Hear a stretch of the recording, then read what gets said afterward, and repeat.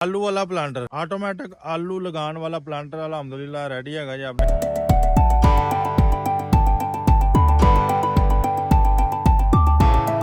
अस्सलाम वालेकुम पाकिस्तान, की हाल चाल है मेरे किसान वीरो दोस्तों। उकाड़ा तो खलीफा अफजल रही इंडस्ट्री तो लो जी जनाब आलू वाला प्लांटर, आटोमैटिक आलू लगाने वाला प्लांटर अलहमदुलिल्लाह रेडी है जी अपने घर जाने वास्ते। ये सारे दोस्तों की मुहब्बत का शुक्रिया जी। ये बनाया सी किसी होर दोस्त वास्ते सीगा, मगर थोड़ी जी चेंजिंग करनी पई जी। फिर इस कोलों साडे बहुत ही अच्छे कस्टमर हैगे ने जी, लुधियाना ਜ਼ਰਈ ਭਾਰਤ ਤੇ ਉਹਨਾਂ ਨੂੰ ਪਸੰਦ ਆਇਆ ਜੀ, ਉਹਨਾਂ ਨੂੰ ਦੇ ਦਿੱਤਾ ਜੀ ਲੁਧਿਆਣੇ ਵਾਲਿਆਂ ਨੂੰ।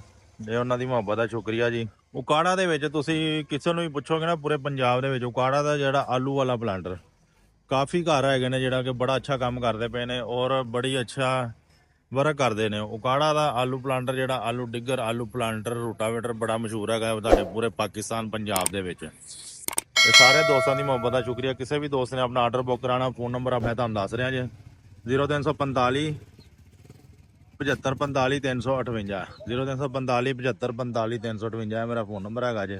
ਇੱਥੇ ਰਾਬਤਾ ਕਰਕੇ ਤੁਸੀਂ ਆਪਣੀ ਆਰਡਰ ਬੁੱਕ ਕਰਵਾ ਸਕਦੇ ਹੋ। ਐਲਕੀ ਪਰੇ ਦੇ ਵਿੱਚ ਡਬਲ ਪਟੇ ਦੇ ਵਿੱਚ ਅਸੀਂ ਅਲਹਮਦੁਲਿਲਾ ਬਣਾਉਂਦੇ ਪਏ ਹਾਂ ਜੀ।